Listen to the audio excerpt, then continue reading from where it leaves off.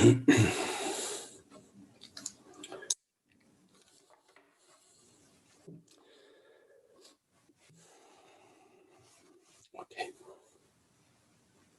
So to start, if you could either close your eyes or turn your gaze inward.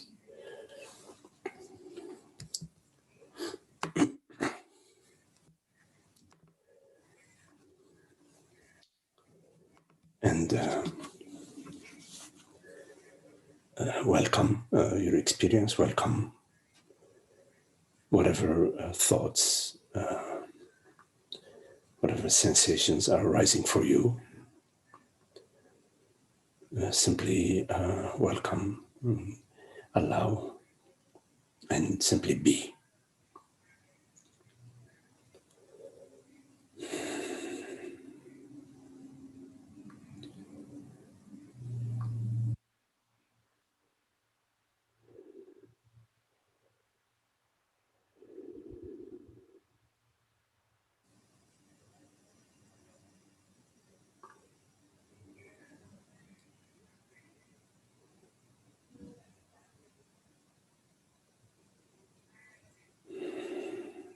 You don't need to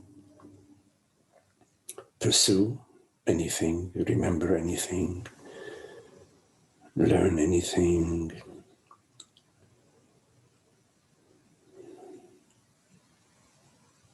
Fix anything for the duration of this meeting. Just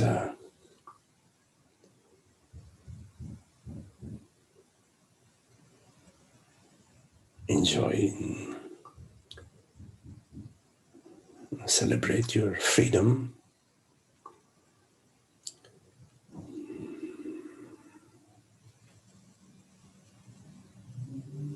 which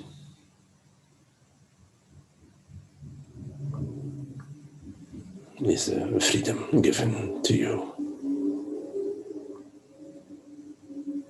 No, nobody can take away from you.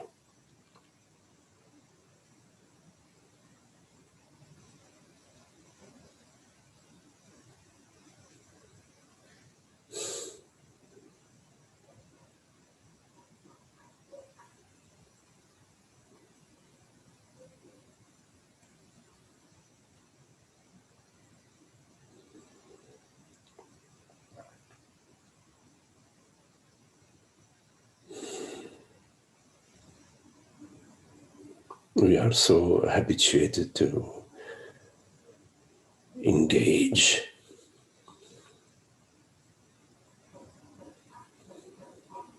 in various thoughts and activities.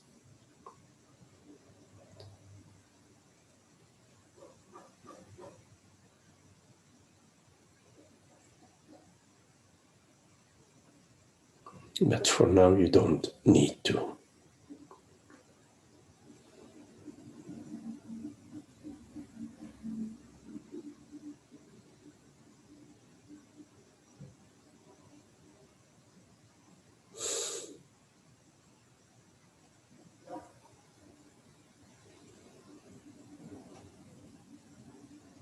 Be like the wide open sky that has no issues with whatever appears within it, no matter the shape of the clouds and the form of the clouds and the size of the clouds.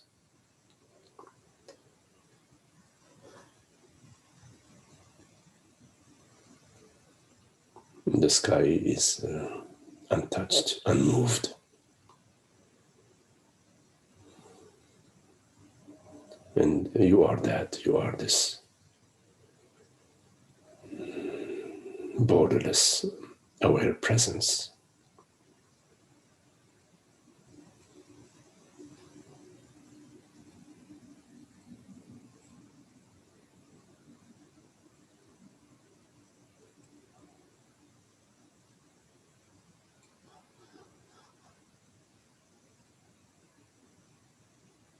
the screen.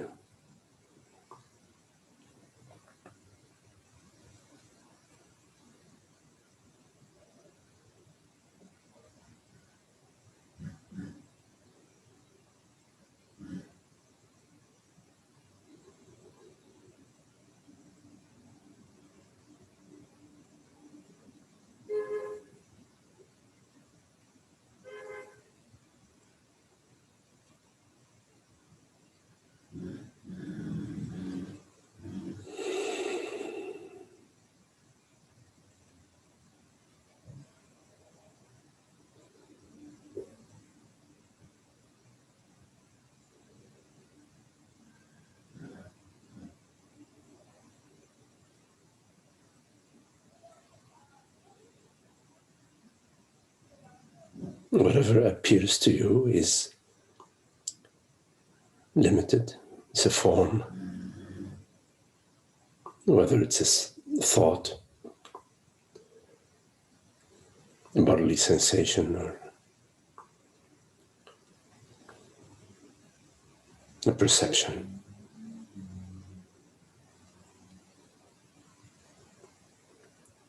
They seem to have a beginning and an ending.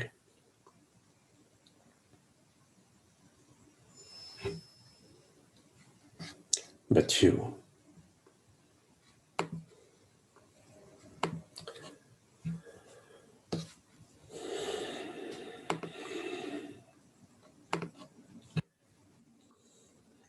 remain as you are, without any beginning or any ending. You, meaning this transparent, borderless awareness.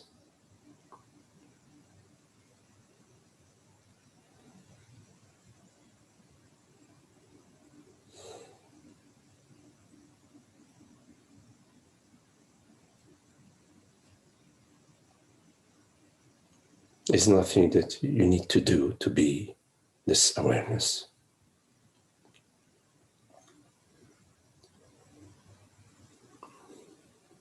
Your very nature, your reality is this awareness, this presence.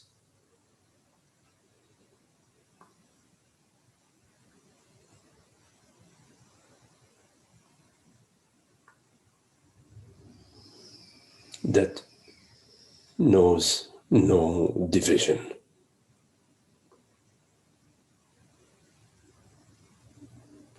The reality that perceives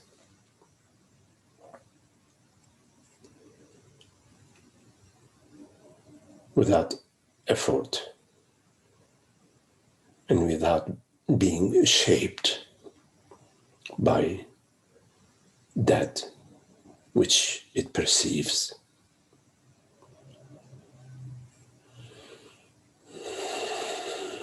Unopposed, aware presence.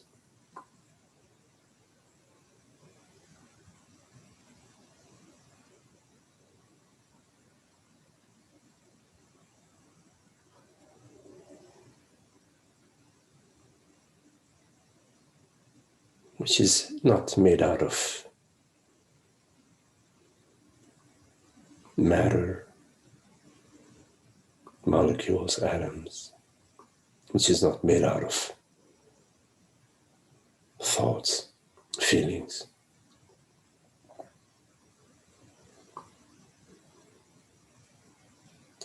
Awareness is made out of itself.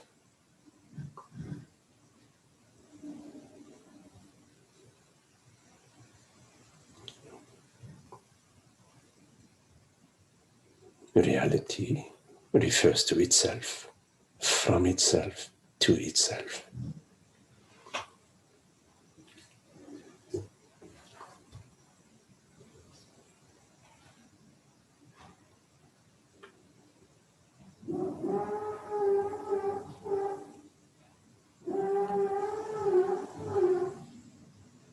This reality is one aware presence, one I, one being. one truth, not lacking anything, not seeking, missing, desiring anything.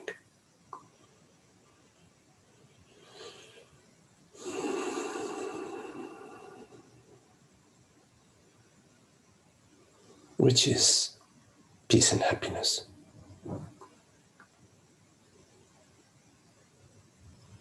The absence of the sense of lack,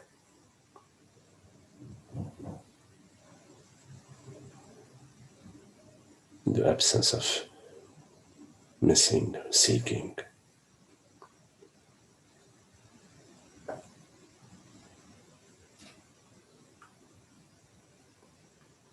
Is peace and happiness.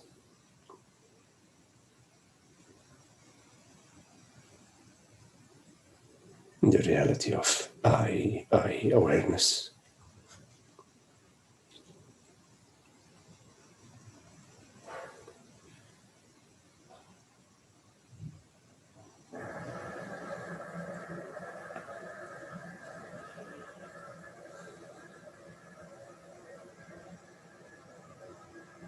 And this I awareness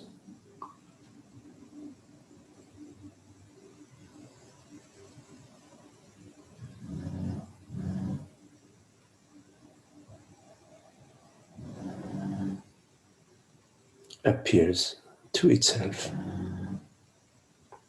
and from itself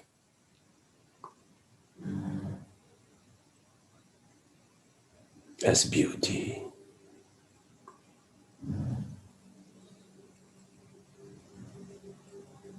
beauty in the world,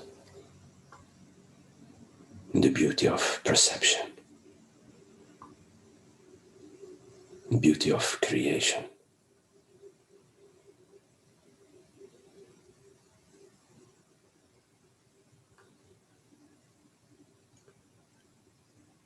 As love,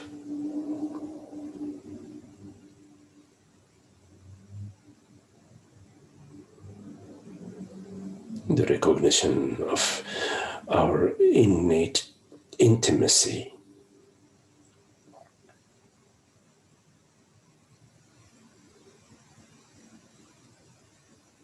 which is celebrated, relationship,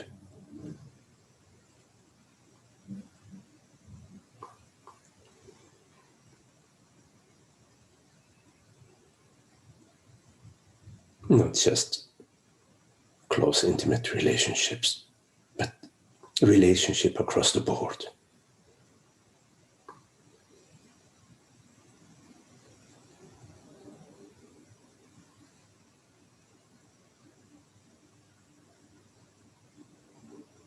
And peace,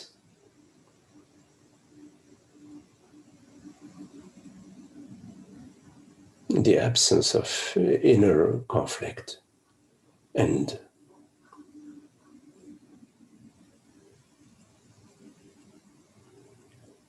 outer conflict.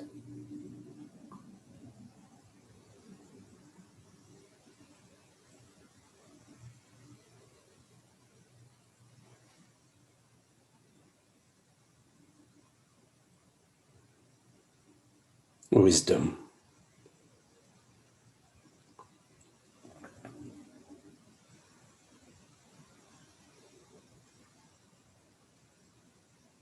which is the clarity, the discrimination between the false, the impermanent, and that which causeless.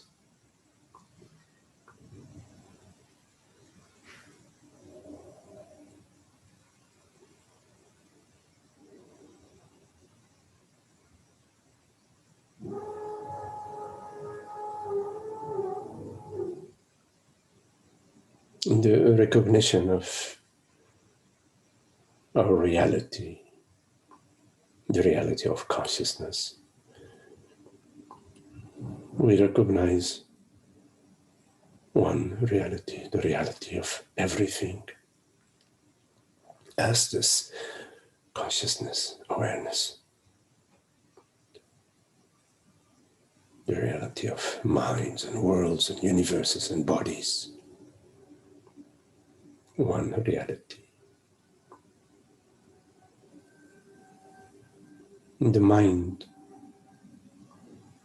comes to rest within this recognition.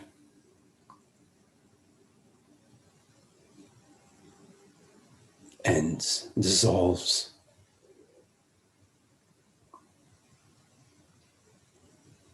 ends the sense of separation, the ignorance, the confusion about that which I am.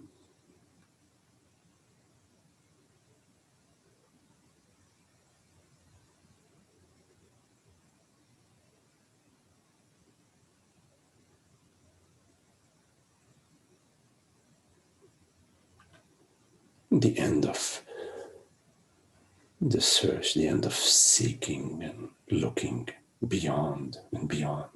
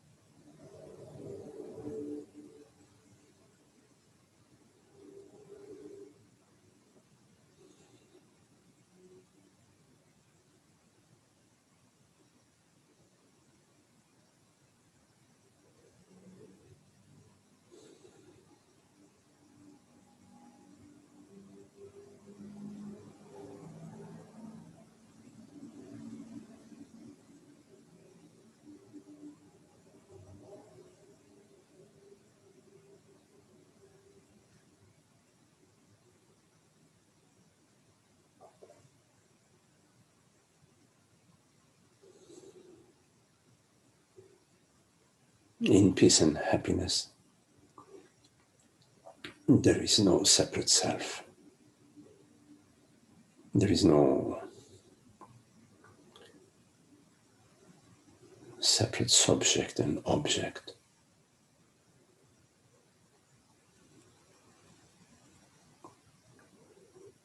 There is no gain and loss.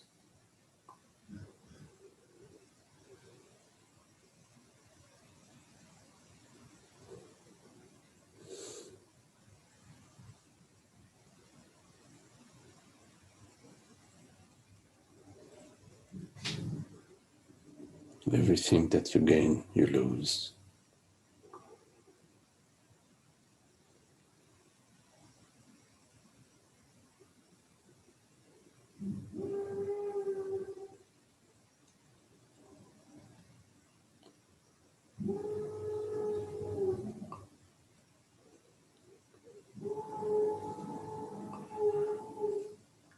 Gain and loss are the sense of separation at the mind level.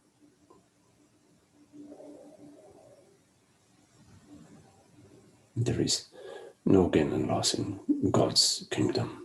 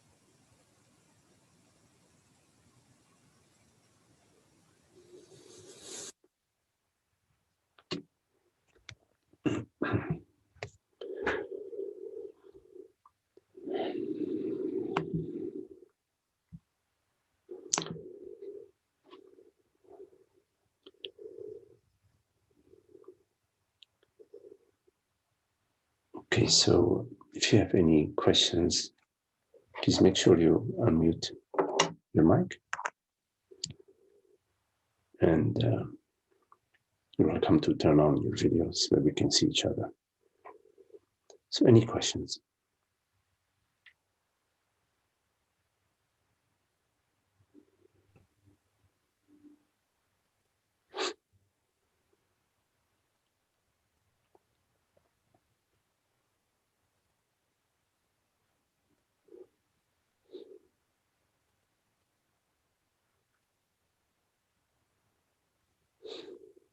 Hello, Holger.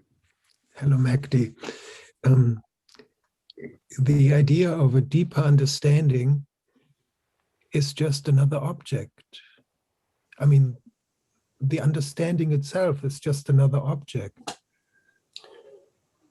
No, Holger. You can have an understanding about an object. For example, you can have an understanding of how the carburetor in your car works. You can have an understanding about a non-object. You can have an understanding about a certain maybe more subtle object. You could have an understanding about how sound, how the auditory function works. And you can have an understanding about non-object, no object. The only understanding about no object is understanding about truth, about God, about consciousness. But understanding itself is not an object. So a good example of that is when you're listening to a joke. Francis always uses this as an example. When you're listening to a joke, you are hearing the story. So you are hearing sounds, and you are also understanding, what the sounds represent. And at some point, you hear the punchline. When you hear the punchline, the mind goes into understanding. You get it. You get it. And when you get it, you laugh when it's a joke. And then after you got it, after the understanding, and you may have some more thoughts. But at the moment of understanding, when the mind gets it, the mind dissolves in the understanding. So when the mind dissolves in the understanding, there are no objects. Even when you have an understanding about an object, you may have an understanding that 2 plus 2 equals 4. First you hear 2, plus you hear 2 and you understand what 2 represents. And then the plus, so you understand the addition, what addition represents. And then the other 2, another 2. And then you get it, the 2 plus 2 equals 4, and the 4 is another object that arises. But when the moment of getting it, that's when the mind collapses into understanding. So we cannot say that understanding is an object. No. As a result of understanding, there may be a formulation of the understanding. Now, the formulation of the understanding, one could say, is an object. The formulation of the understanding is an object. But the understanding itself is not an object. I see the point that the formulation of the understanding is the object. Yes, thank you. And yes, the formulation of the understanding has its function. It's good for communication and for revisiting, the formulation, which may take us again to the understanding, which is not an object. So sometimes when we recollect the words of the sages, which is an object, the words of the sages are an object, but they take us to the objectless. They take us to the understanding. And the understanding is I am.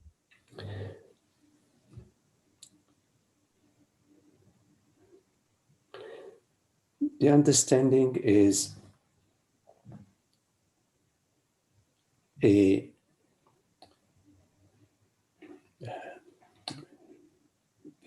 peek or a glimpse into truth. Understanding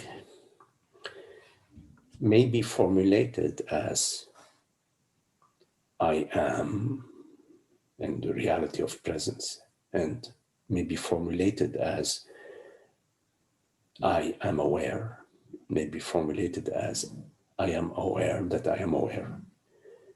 But this formulation of the understanding is not the understanding, it's a formulation of the understanding.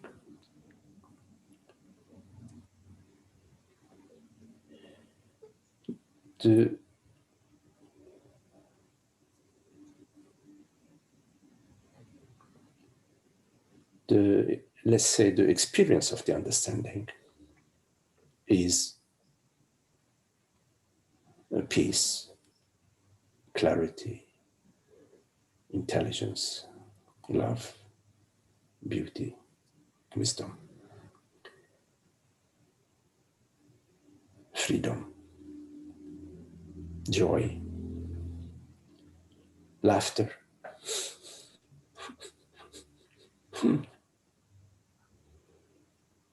happiness.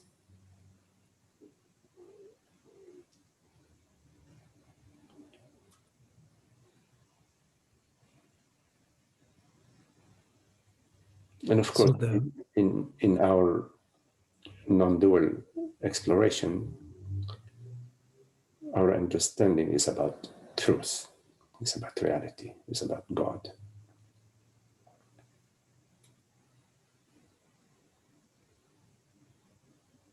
I just sometimes doubt if there is maybe more needed on my side instead to just enjoy the peace and the clarity, and there's still something in the background, there still comes again a nagging or something, which is maybe just the old separate self wanting to survive again. You know, when you love, there is nothing that's needed on your side because there is love. Love does what it does, you know. It may it leads us in a way. It guides us, which is quite different from. Is there anything more that I, this personal body mind, that which I imagine myself to be? What do I need to do as a dream character? You know, that's very different from being guided by love, or love, beauty, intelligence, happiness guiding us.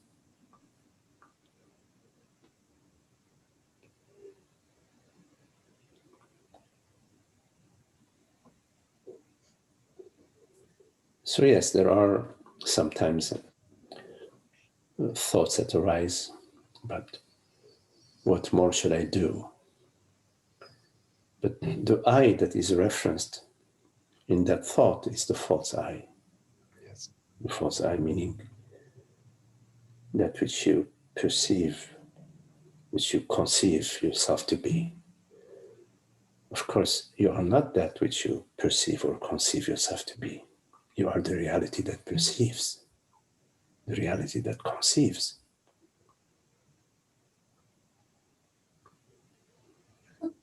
It's just interesting. I have the feeling my days become shorter and shorter. You're what? My days. Oh, your days. My days become shorter and shorter. In what sense? I mean, it's just I get up in the morning and then some few hours later, it's already evening. I mean, Yes, yes, but it's beautiful. It's nice. yes, yes, I understand. You know, let's say time flies when you're Having fun. having fun. Thank you, Magdi. Time flies when you're having fun.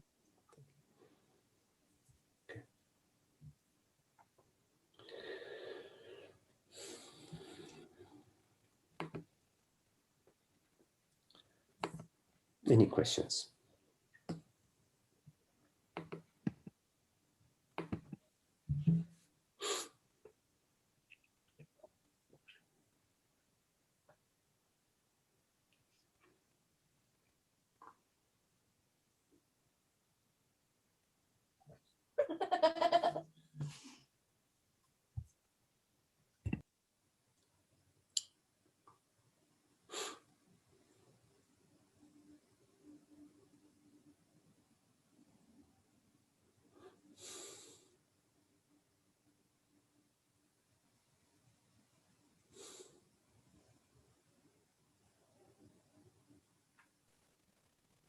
Hey, Magdi.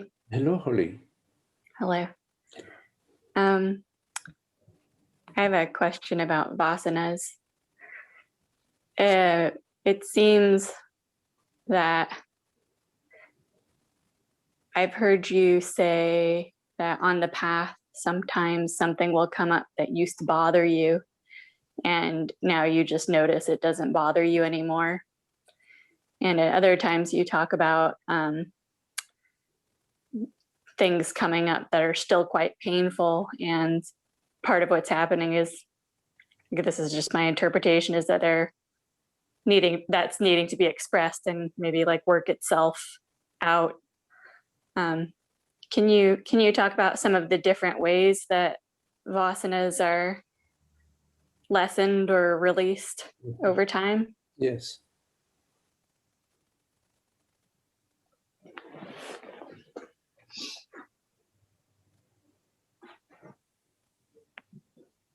So we live in not knowing. We don't know what is the next moment, what may appear, what may arise in our experience, thoughts and reactions or no reaction. We don't know. We don't have a crystal ball. So we live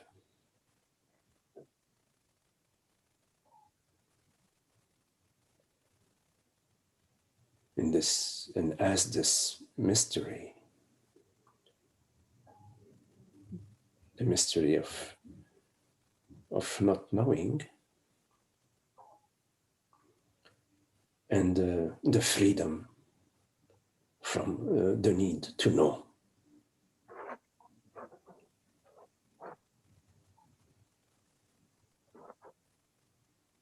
But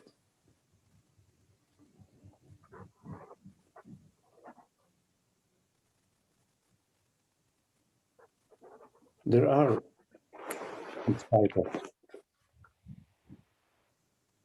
the fact that presence is eternal and does not exist in time and space,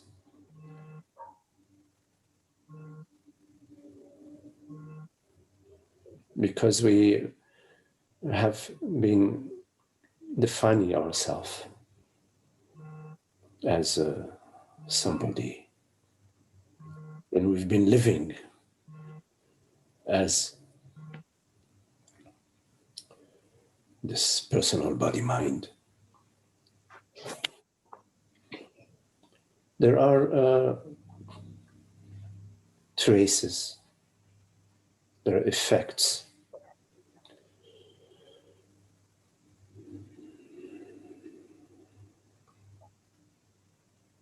And they arise for us. We don't know in what situation, under what circumstance we may get irritated, or we may feel unheard, unrespected. We may experience that we're stuck. This may arise, we don't know.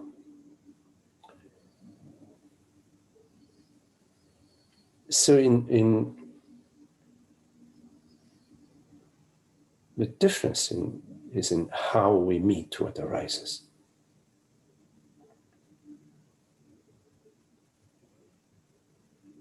Either we are meeting our experience as this fresh, aware presence, or we are meeting our experience with some belief system on board. The belief system clouds our perception. We are unable to be fully present, fully engaged, fully responsive when there is a belief system on hand. And the core belief is that the belief that my happiness depends on something, that my peace and happiness depends on the situation, on the condition, on how my partner behaves, on my bank account, on the health of my body, etc. So when the belief system is on board, the belief structure,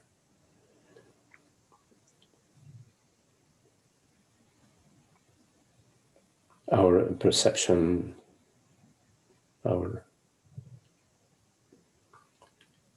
understanding, our behavior is defensive or is offensive, is blaming, resisting, contracting, arguing, whatever. We're all familiar with that. But what may be new is to explore the possibility of welcoming our experience,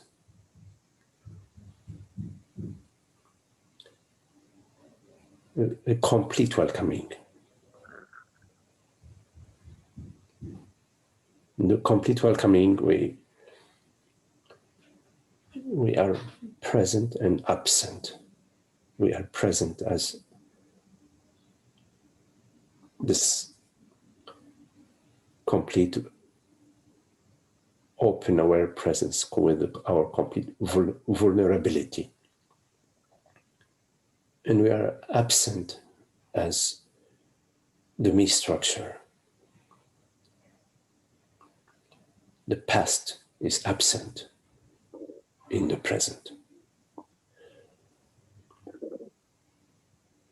So in the non-dual understanding, there are two directions simultaneously.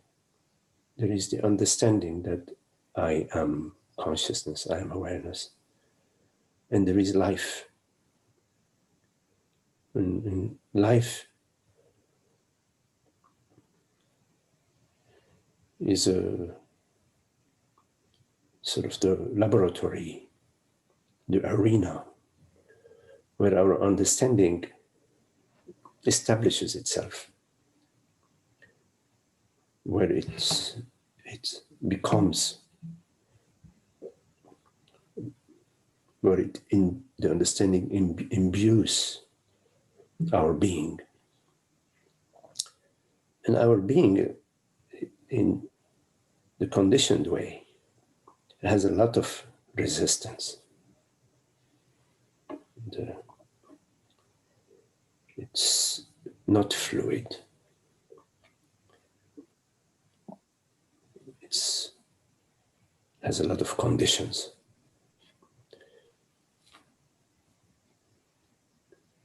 And so in life, to live with your entire feeling state, your entire, how you communicate and how you move and how you act and how you perceive, and your entire behavior, your entire demeanor, to invite that aspect of your experience, your life, to reflect the love, the kindness, the freedom. And freedom is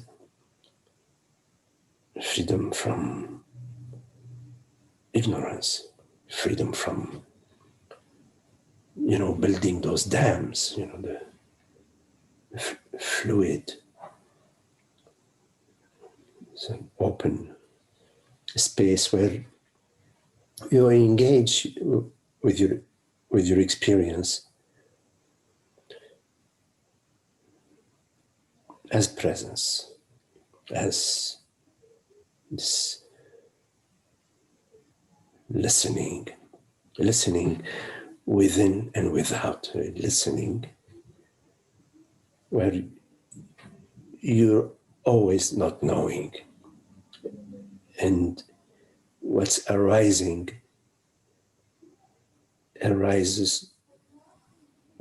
from this not knowing and expresses itself through you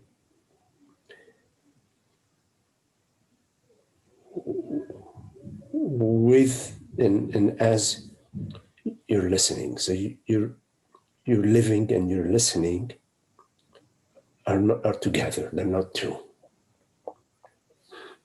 And so in this way of meeting your experience,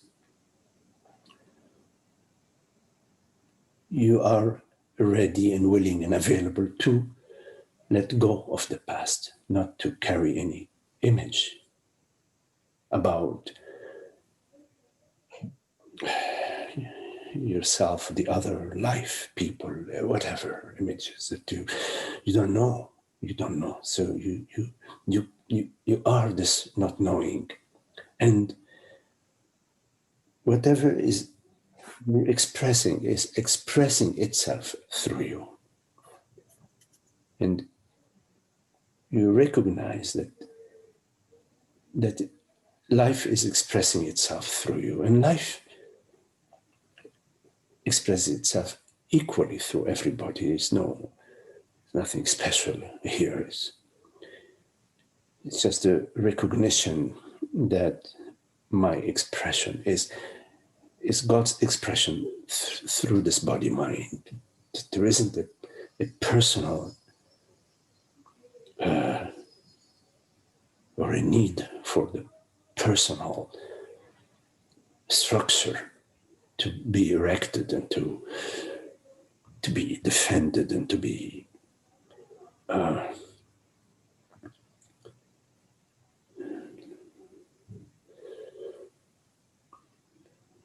so the vasanas, meaning how consciousness wants to live itself throughout your life, throughout your body, throughout your world. It's like the sun shining onto the ice structures within your body mind. So the sun shining, for the iceberg to melt, the sun has to meet the iceberg.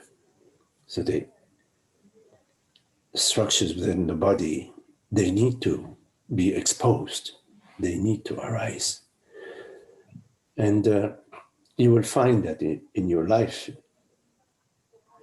while maybe for quite a while you were sort of numb to certain situations, now your sensitivity is heightened.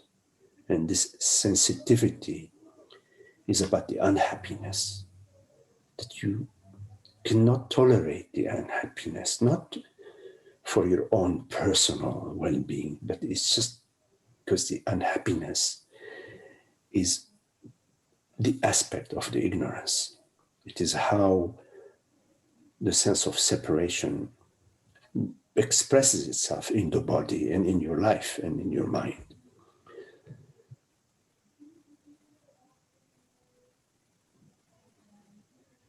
So it's a gift to have occasions of irritation, occasions of, being disappointed. They are gifts and they're opportunities for you to be not knowing, to meet your life, meet your experience as this not knowing.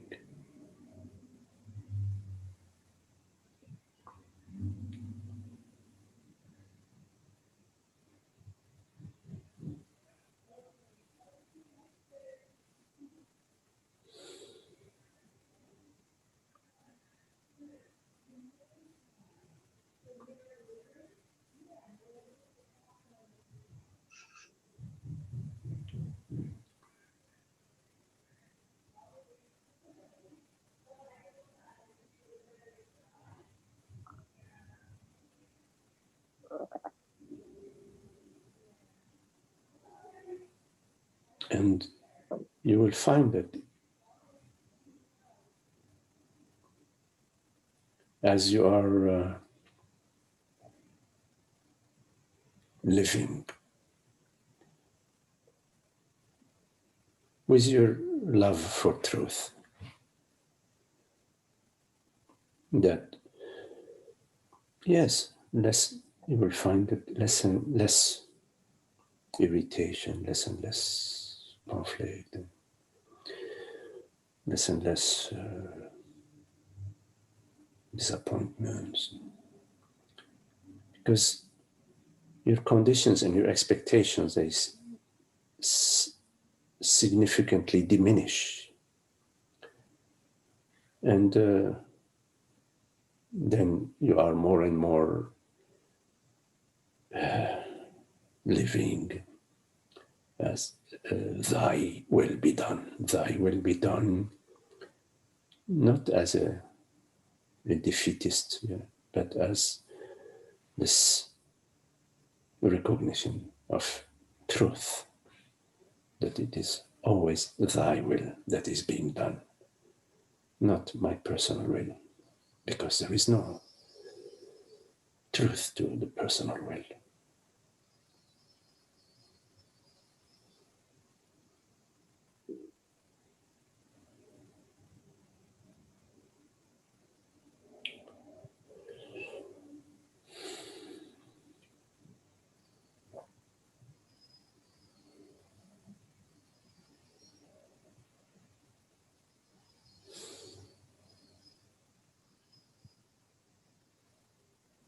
It's the same light, God's light, that is shining through all minds.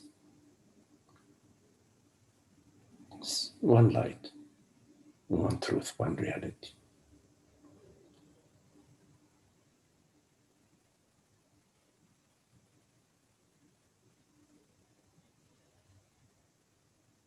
It's neither here nor there, not in the realm of time and space.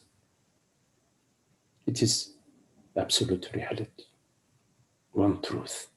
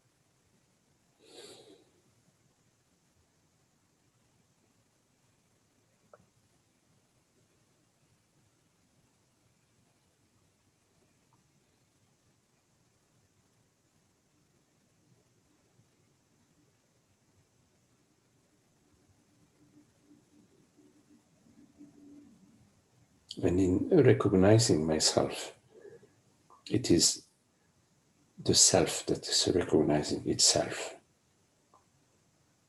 It is consciousness recognizing itself as the one and only reality. Formless reality, absolute reality of being.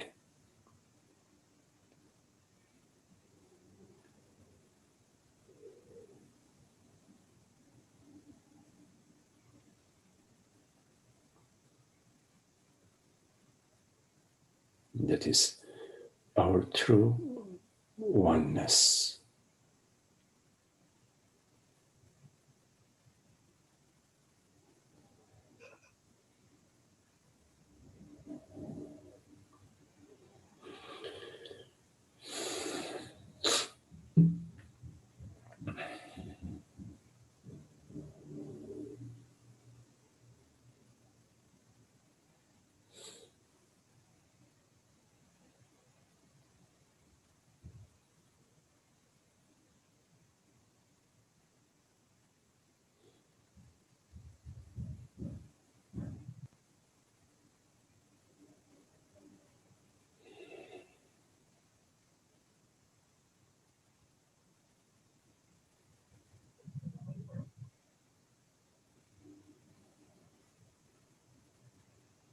One being, one being.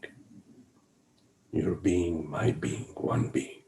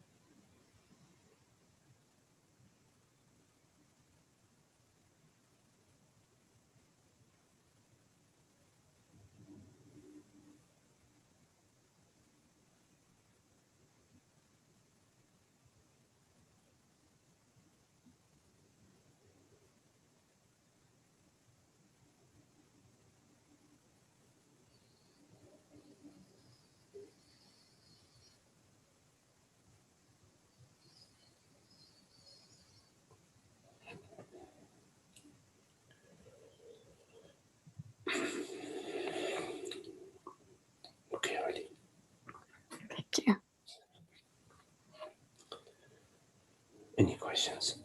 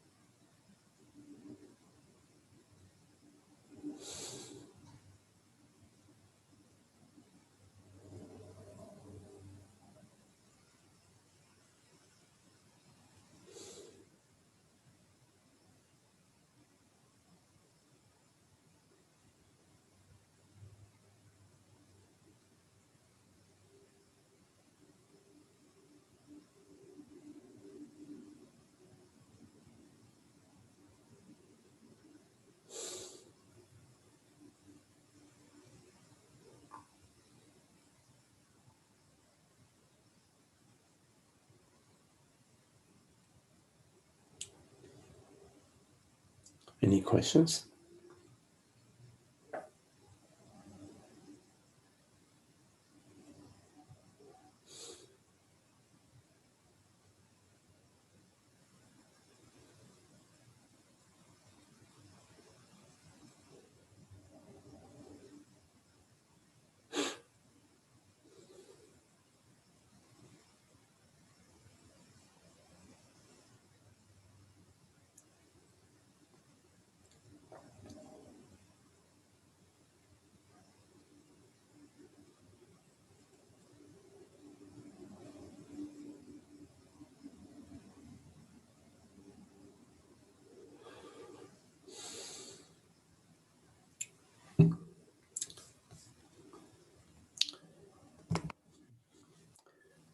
Tareen, hello Tareen. You write, can you describe the ego?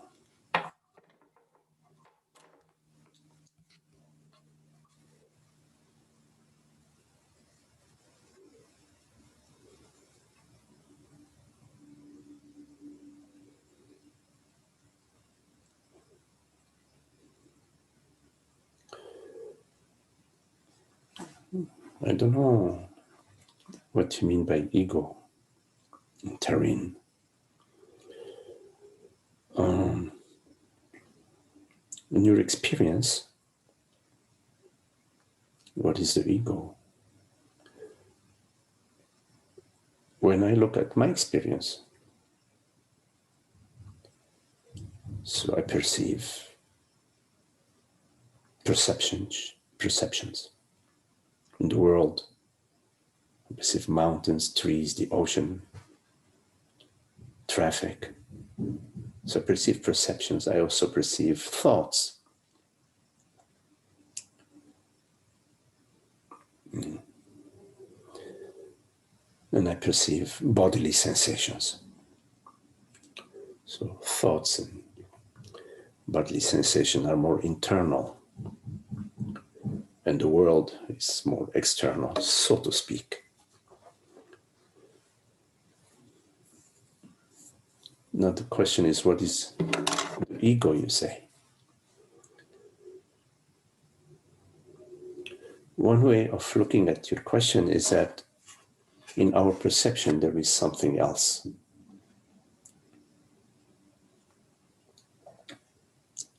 There are actually a couple of things that I will mention. One of them is that there is the reality of awareness.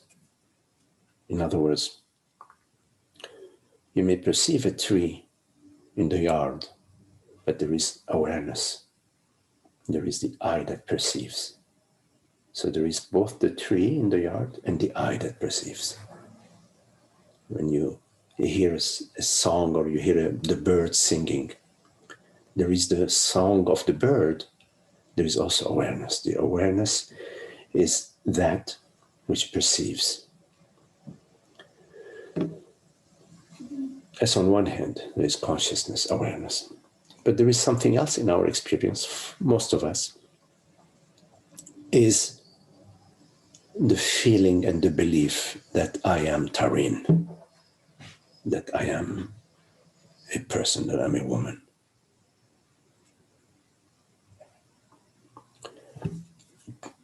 In fact, Tareen appears to you.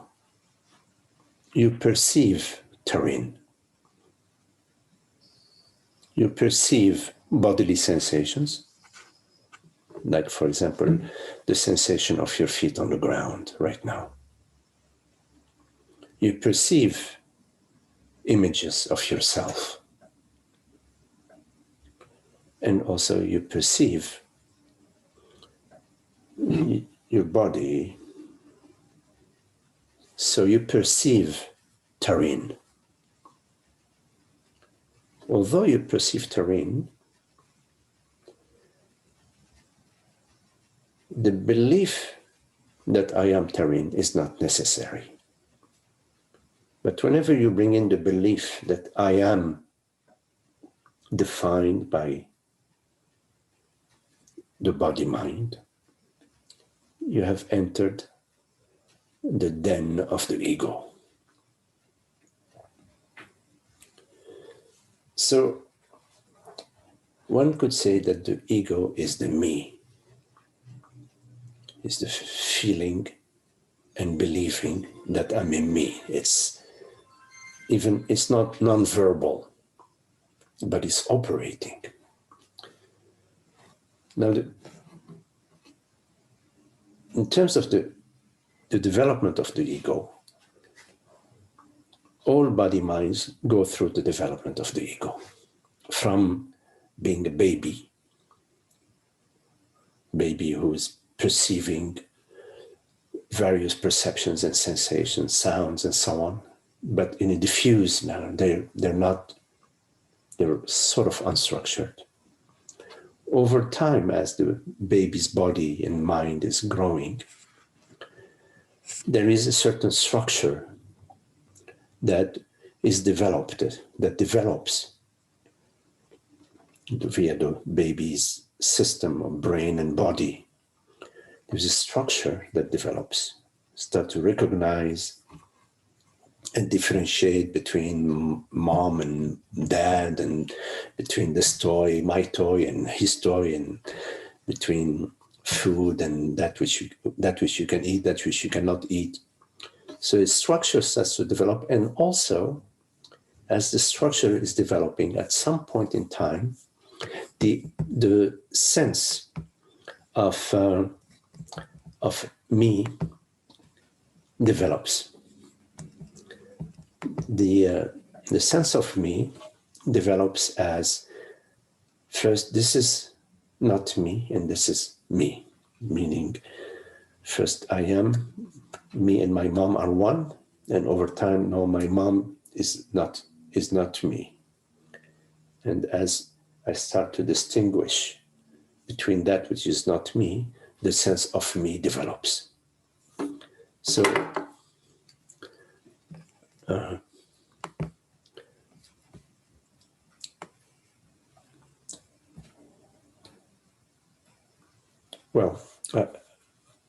so you ask another question here, Taryn. You're right, to be without ego would be to acknowledge that you are ever changing.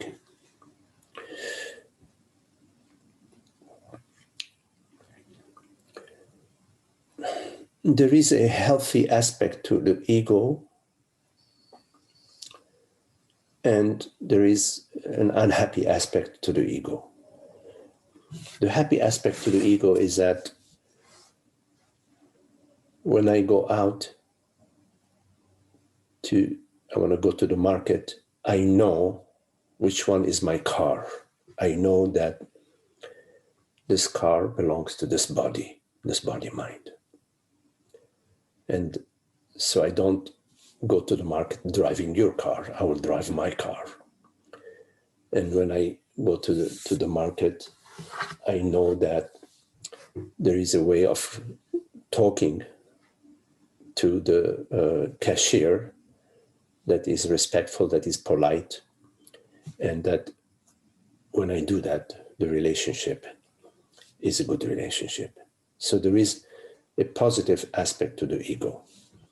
The unhappy aspect to the ego is when I am identified as the ego, meaning when I'm identified as this body-mind. When there is identification with the body-mind, then your happiness depends on the body-mind. If Taryn's body-mind is healthy and happy, then you are okay. But if anything happens to the body-mind, you are no longer okay. So when there is identification with the body-mind, then the ego has taken a downhill turn. Why? Because all body-minds are bound to go downstream. It's just a matter of time.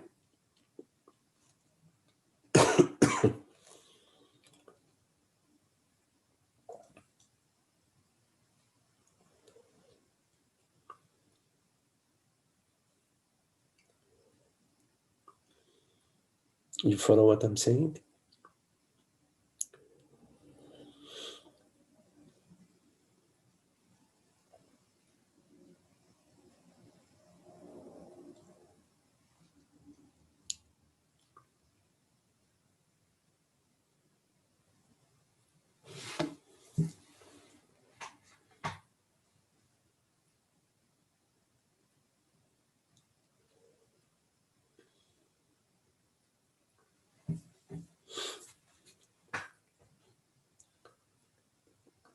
And if you want, you can unmute yourself and we can talk about this if you have a question that you want to go into. about the ego or about the sense of identification. So in many cultures, spiritual cultures, we believe the ego is a bad thing. Ego is not a bad thing. It is identification with the ego that is a bad thing. And identification, all identifications limit you. They define you. You, when I say you, I don't mean the body. I always talk about you as awareness, you as consciousness.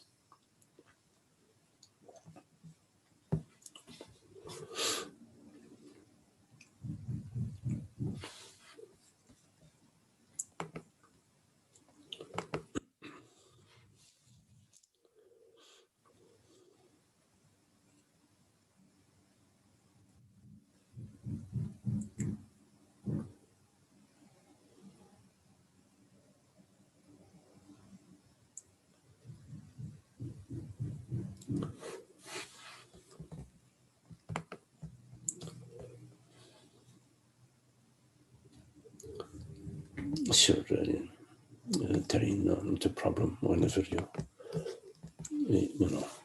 whenever you like.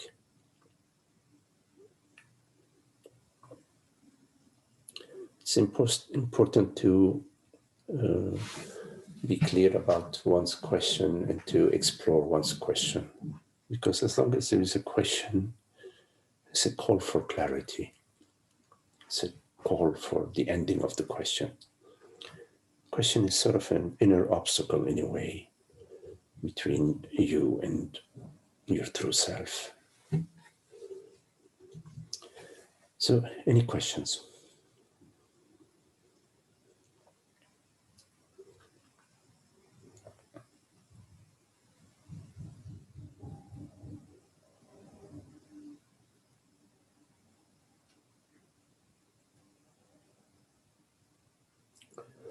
Okay, well, if there are no questions, thank you all. Lovely to be with you, Holger and Tareen, Holly and Richard, Lena, Holly, Esther, Marga, Zoe, Charlie, Marie, and John. Thank you all.